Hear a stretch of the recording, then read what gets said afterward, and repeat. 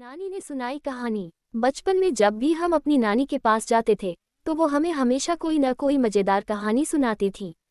एक दिन जब मैं नानी के पास बैठा था तो उन्होंने एक बहुत ही दिलचस्प कहानी सुनाई।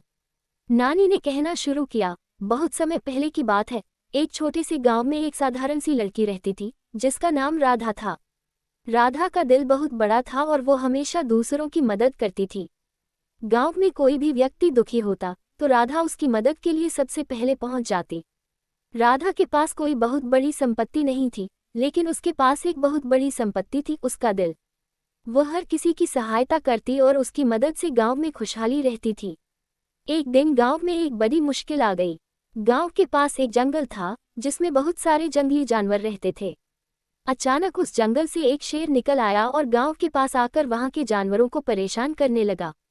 गांव के लोग डर गए और सोचने लगे कि अब क्या किया जाए। राधा ने जब ये सुना तो वह डरने के बजाय सोचने लगी, अगर हम इस समस्या का समाधान मिलकर करें तो शायद हम इसे हल कर सकते हैं। उसने गांव के बुजुर्गों से सलाह ली और तय किया कि वह शेर को डरा धमका कर वापस जंगल में भेजेगी। सब लोग हैरान हो गए क्योंकि शेर के मुकाबले इंसान का क्या होगा।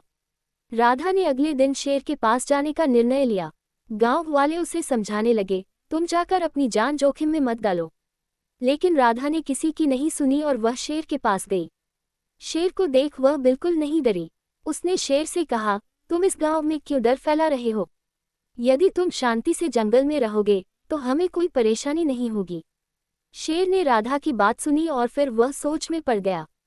उसने राधा से पूछा, तुम छोटे से गांव के लोग मुझे कैसे रोक सकते हो? राधा ने कहा, हम सब एकजुट हैं और हम तुम्हें ये समझा सकते हैं कि अगर तुम हमें नुकसान नहीं पहुंचाओगे तो हम भी तुम्हें शांति से रहने देंगे। शेर को राधा की बातों का असर हुआ। उसने समझ लिया कि शांति से रहना ही बेहतर है। वह वापस जंगल में लौट गया और फिर कभी गांव के पास नहीं आया।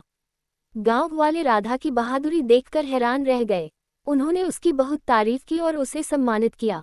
राधा ने उन्हें सिखाया कि एकता और साहस से बड़ी समस्याओं का हल निकाला जा सकता है। नानी ने कहानी समाप्त करते हुए कहा, देखो बेटा, ये कहानी हमें ये सिखाती है कि दिल से किया गया काम कभी व्यर्थ नहीं जाता। अगर हमारी नीयत सही हो तो हम किसी भी मुश्किल को हल कर सकते हैं। मैं चुपचाप उनकी बातों को सुनता रहा। ये कहानी मेरे दिल में हमेशा के लिए बस गई।